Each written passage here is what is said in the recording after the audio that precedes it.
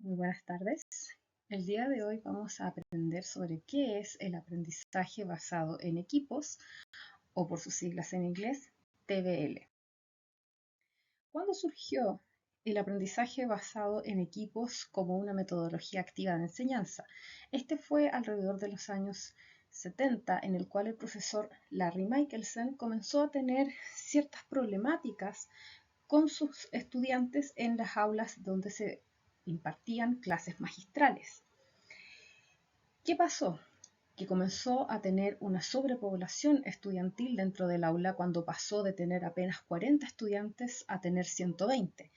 Esto generó de que sus alumnos ya no tenían una relación directa con él y no sabían qué hacer ni cómo pensaban sus estudiantes durante estas clases.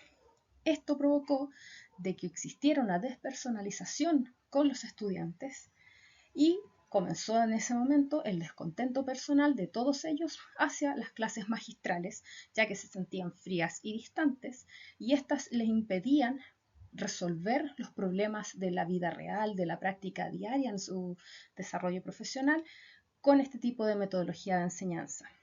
Gracias a esto, este profesor desarrolló una metodología de aprendizaje activo que fue implementado en las aulas con gran éxito y con mucho apoyo de parte de los estudiantes, y recién en 1990 el doctor Parmelee de la Universidad de Wright State en Ohio implementó el uso de esta metodología de enseñanza en la educación médica para fortalecer las clases grupales.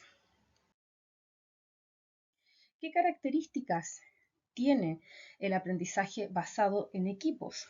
Ante todas estas problemáticas mencionadas anteriormente, se tomó como base las estrategias del aprendizaje experiencial de Kolb, que se enfoca en una interacción dinámica con el estudiante y su entorno. Esto crea una nueva sistemática de aprendizaje que es mucho más activa y que se llama aprendizaje basado en equipos, el cual se caracteriza por ser una metodología activa que está centrada en el estudiante y que utiliza la inversión del aula como enfoque principal para el trabajo en equipo, el cual es aplicable a cantidades variables de estudiantes que pueden ser desde 50 hasta 400 estudiantes. ¿Cuáles son los métodos o elementos esenciales del aprendizaje basado en equipos? Primero se habla de 4 principios para su implementación exitosa. Tenemos en primer lugar la formación de grupos. Esta debe ser estratégica, considerando la distribución de recursos homogéneas, que el profesor debe designar los grupos previamente a realizar el trabajo, que debe haber un fomento a la diversidad de pensamiento y el desarrollo de los estudiantes de cada grupo, y estos deben permanecer en el tiempo para optimizar el aprendizaje autogestionado. Luego está la responsabilidad, ya que esta es esencial para fomentar el sentido de la responsabilidad por el trabajo grupal e individual. Debe existir una preparación previa a la clase para poder desarrollar este tipo de metodología. Por lo tanto, de esa forma vamos a generar un sentido de responsabilidad por el desempeño de alto rendimiento del equipo. Debe existir la retroalimentación, la cual debe ser frecuente e inmediata, elementos fundamentales para el aprendizaje y la retención de contenidos, y debe ser impactante para el desarrollo de este equipo. Y por último, debe existir tareas que promuevan el aprendizaje y el desarrollo del equipo. Este desarrollo y diseño de tareas en equipo deben promover la interacción del grupo, como la toma de decisiones que involucran un conjunto complejo de cuestiones en relación al contenido. ¿Y cuál es el rol docente dentro de esta metodología de enseñanza?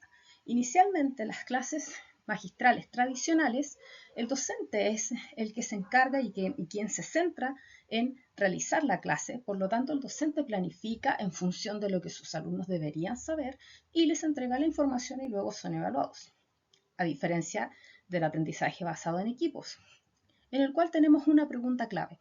¿Qué hacen los estudiantes que realmente entienden la materia para demostrar que lo entienden? En esta metodología de enseñanza, el docente debe planificar esta clase en función de lo que quiere que los estudiantes sean capaces de hacer con la información que le están entregando al terminar el curso. Para ello debe diseñar un sistema de calificación que sea acorde en proporción con elementos del desempeño individual, del desempeño en equipo y contribuciones de cada uno. Se debe involucrar al estudiante y en cómo se van a establecer estas ponderaciones. Además, debe dejar claro los objetivos el primer día de clases. Primero, explicar al grupo del curso cómo va a ser la dinámica de aprendizaje basado en equipos y por qué se ha decidido por ella como metodología de enseñanza para esa asignatura. Se deben conformar los grupos, siempre tratando de que sean lo más heterogéneos posibles. Y además preocuparse por aliviar las preocupaciones y los problemas que puedan tener los alumnos sobre el desconocimiento del sistema de calificaciones con el cual van a ser evaluados, además de establecer mecanismos que alienten el desarrollo de normas grupales positivas. ¿Cómo planificamos la clase? Para planificar una clase con metodología de aprendizaje basado en equipos, tenemos primero que considerar 3 puntos. En primera instancia, la preparación previa a la clase, que es de manera individual y fuera del aula. En segundo lugar, tenemos el aseguramiento del aprendizaje inicial por medio del diagnóstico y el feedback. Este puede ser implementado a través de test individuales, test grupales, respuestas grupales o a través del feedback del docente. Y finalmente, la aplicación de conceptos de la unidad, la cual debe ser realizada por medio de actividades orientadas a la aplicación de estas estrategias.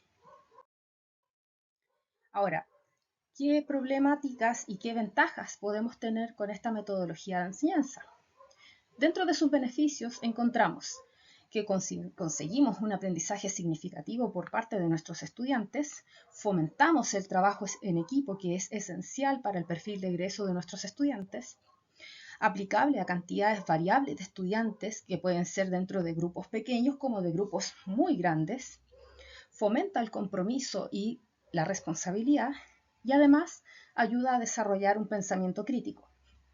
Dentro de sus desventajas encontramos que requiere de una mayor capacitación del docente, requiere de mucho más tiempo tanto para su planificación como su ejecución, es una evaluación bastante más compleja de realizar, por lo tanto requiere de una planificación mucho más exhaustiva y requiere también de mayor organización para poder realizarlo, y además de que existen muy pocos estudios que respalden este tipo de evaluación. Como conclusiones podemos decir de que esta es un tipo de metodología activa con énfasis en el aprendizaje experiencial con los estudiantes como actores principales y no al docente como la metodología clásica. Es versátil e integrable a otras estrategias de enseñanza en variados contextos educativos, incluyendo el uso de herramientas tecnológicas, que es algo que es necesario para la actualidad de nuestra enseñanza. El instructor cumple un rol fundamental como guía y retroalimentador constante, fomenta la reflexión y el trabajo en equipo. Promueve las habilidades de interacción social, resolución de problemas, capacidad de análisis y pensamiento crítico, además de cumplir un rol de preparación para el entorno laboral. Los principales desafíos son la falta de responsabilidad de algunos estudiantes y la dificultad con la evaluación individual. Es posible, con esta metodología, asegurar el éxito en su aplicación con adecuada organización, formación de grupos estratégicos, normas claras e implementación de una retroalimentación efectiva e inmediata a nuestros estudiantes. Y ahora es momento de aplicar.